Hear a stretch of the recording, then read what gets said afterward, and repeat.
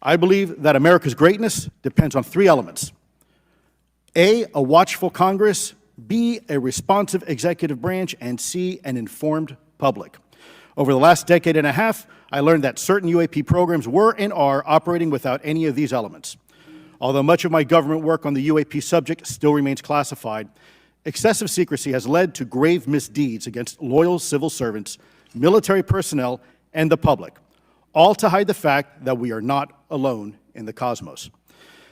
A small cadre within our own government involved in the UAP topic has created a culture of suppression and intimidation that I've personally been victim to, along with many of my former colleagues. This includes unwarranted criminal investigations, harassment, and efforts to destroy one's credibility. Most Americans would be shocked to learn that the Pentagon's very own Public Affairs Office openly employs a professional psychological operations officer as the singular point of contact for any UAP-related inquiries from citizens and the media. This is unacceptable. Many of my former colleagues and I have provided classified testimony to both the Department of Defense and the Intelligence Community Inspector General, and many of us have subsequently been targeted by this cabal with threats to our careers, our security clearances, and even our lives.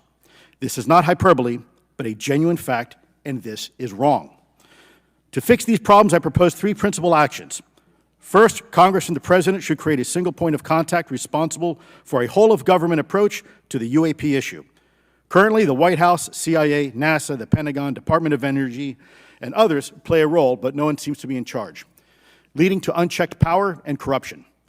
Second, we need a national UAP strategy that will promote transparency and help restore the American public's trust at a time when the public's trust is at an all-time low.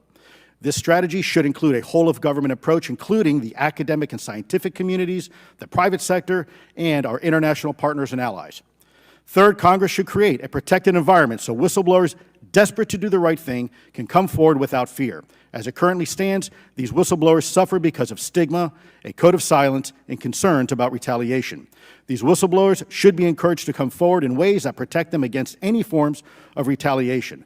Policies and procedures should ensure that protection, and for those who refuse to cooperate, it is up to the members of this committee and the other lawmakers to wield their subpoena power against hostile witnesses and prevent additional government funding to those UAP efforts that remain hidden from congressional oversight. In closing, we as Americans have never been afraid of a challenge. In fact, we thrive on them, whether it's eradicating polio or going to the moon.